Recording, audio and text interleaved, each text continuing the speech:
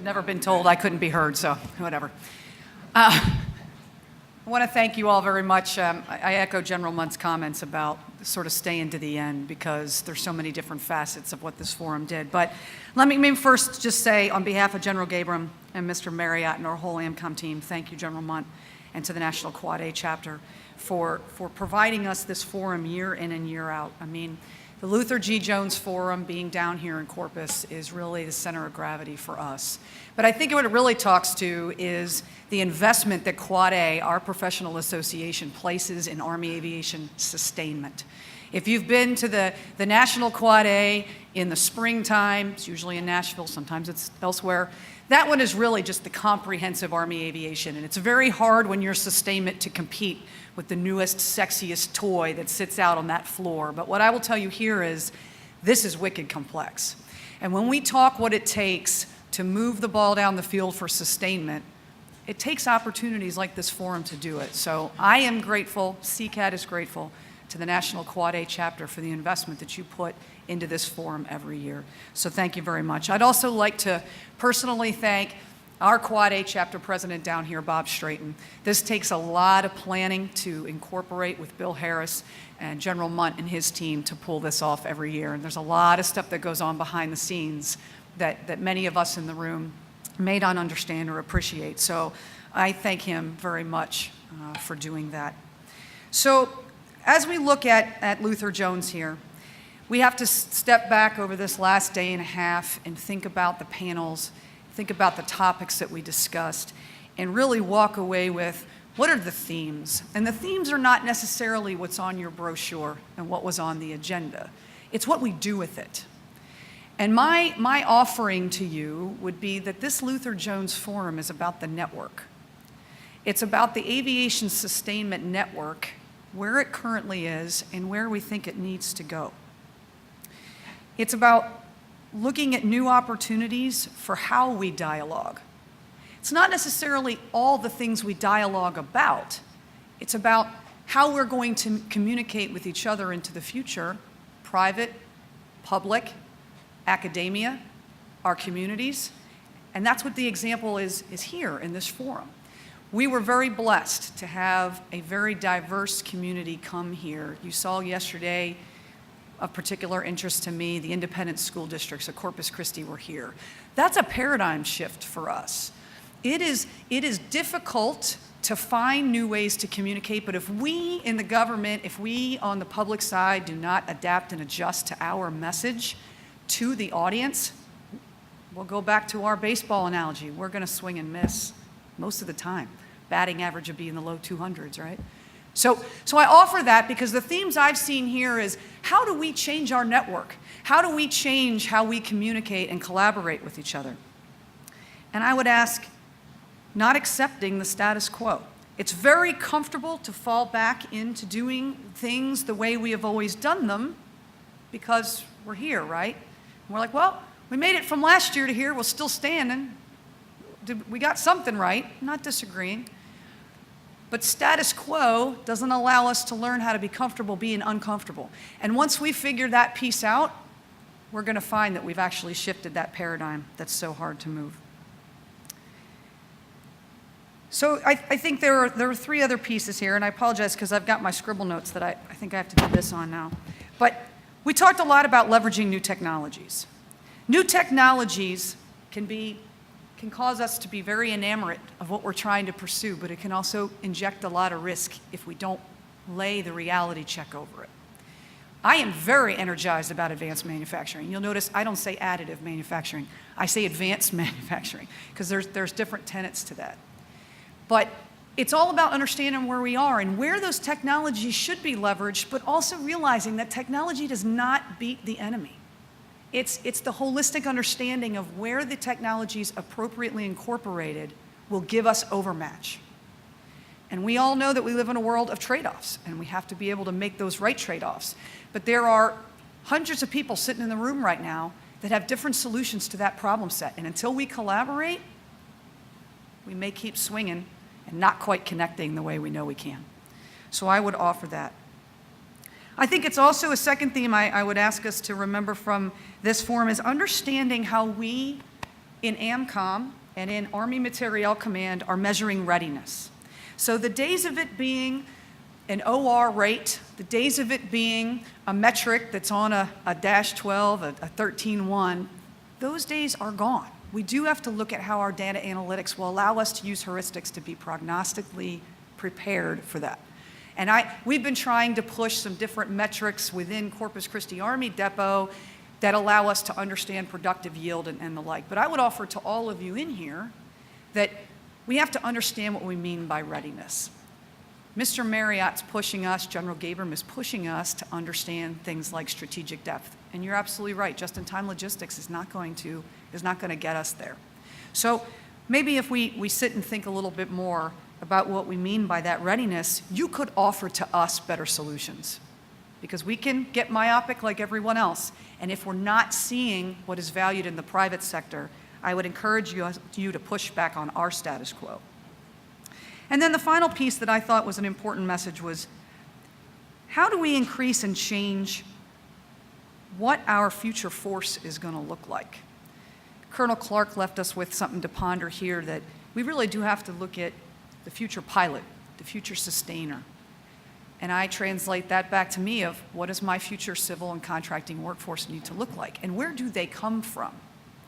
So all of us in here have different opportunities and ways that you're leveraging it in your personal companies and into the private sectors, the professional forums. You have a lot of network pieces to that. But that offering is all done through collaboration. So in closing, I'd like to challenge the community of interest here with a few questions.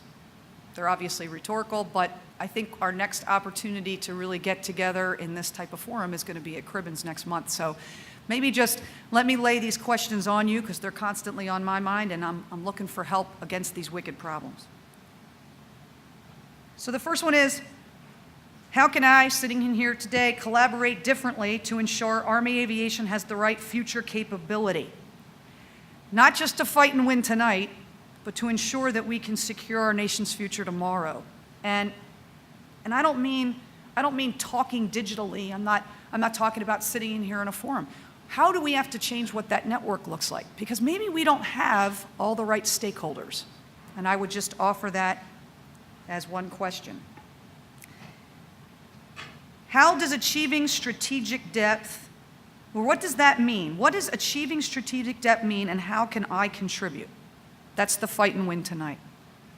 We're all very aware of the strategic environment that we're operating in, and it's going to continue to be dynamic. That's the one thing we know is true. We don't know what it will be tomorrow. We know it will be different than it is today. So how do I contribute to achieving that strategic depth? Because we cannot fight tonight and lose, period, and we won't. And everybody sitting in here has that same passion. So how do we come together to figure out where we fit in that Tetris game? And then my final question to you would be, how do we leverage our professional associations like Quad A to build the resiliency and the relevancy of our future aviation force? Civilian, military, public, private. How do we leverage our professional organizations like Quad A? I have my own opinions about that. Of course, Colonel Atkins has got opinions about everything. My guys will tell you that. But I would offer that I think we owe our Quad A leadership here where we think we need to evolve to as well, because we've got arguably one of the strongest professional organizations out there. I had a discussion with Lou Brock yesterday about that. He was very impressed with Quad A, and he learned a lot about it. We've been talking about it, but he said inside his communities in naval aviation, it's very fragmented. They don't have that tie-in. And when it comes down to it, it's one fight. Doesn't matter if you're an Apache pilot, doesn't matter if you're a UAS operator, it's one fight. And I think the power of the Quad A organization is something that we should all maybe consider as our third question. So I very much appreciate the opportunity here to work with Quad A and continue this legacy of Luther G. Jones. I think he would be very proud of where it sits today, and I want to make sure that we've got the strength that we need to continue to take it for hopefully decades and decades to come. So again, thank you very much for your participation today, but I charge you, let's not stop talking just because the forum ends at 12 o'clock. I'm not really sure. I know he's not feeding us for lunch, so unless you're heading out to the barbecue. But I will tell you that absolute honor for CCAD to work with Quad A to do Luther G. Jones, and I look forward to the continued conversation. So thank you.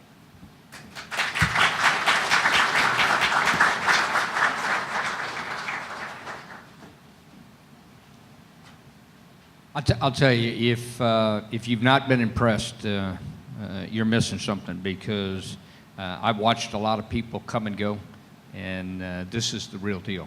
And she's doing an outstanding job in a very short time. I will tell you that she doesn't do it alone. Ms. Cross, Sergeant Major, Mr. Wagner, the others, your team, thank you, and Bob Straighton, thank you for helping us, because what people that set up events like this understand very quickly is you cannot do it by yourself, and you need a lot of help, and it really is a co-op or cooperation. So thank you again to you and your team for doing what you've done.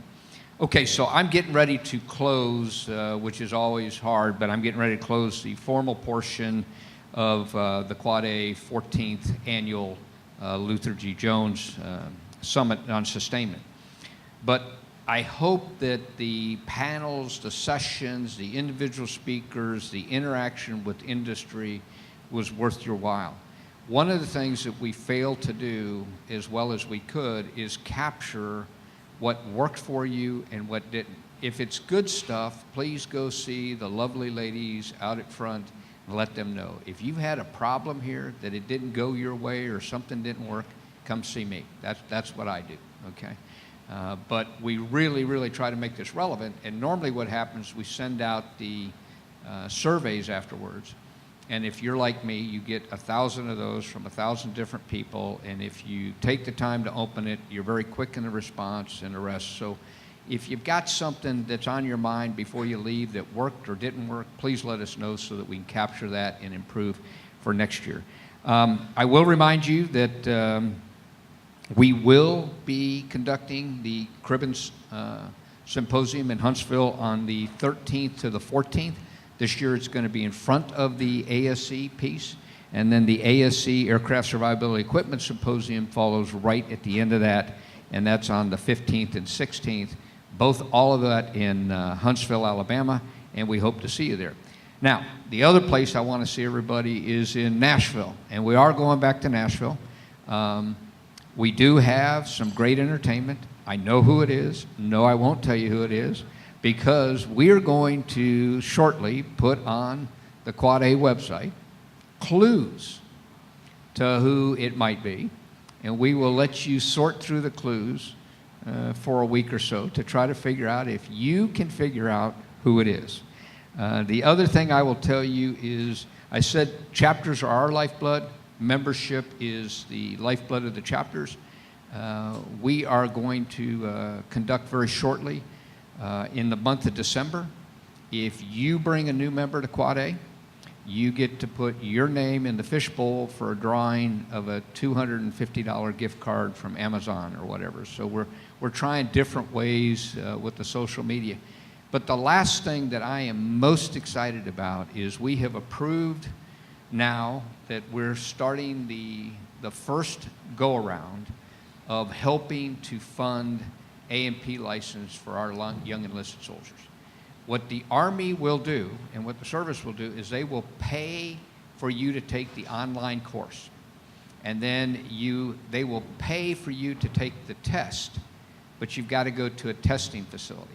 What they won't do is pay per diem or TDY or anything for you to go take the test. So what we're doing is we're looking to provide $500 grants to our younger Quad A members who want to get an A&P license so that they can help defray their cost. And that program is going to kick off this year. We're working right now with the branch sergeant major to make sure that we are using the right selection criteria. And then we're going to get that out very shortly, and we expect to make those awards before I turn the gavel over to the next incoming president, because it's been a dream of mine for a while. So with that, I thank you again all for your attendance. We look forward to seeing you soon. And as we said, the network is important. Stay in contact. Thank you.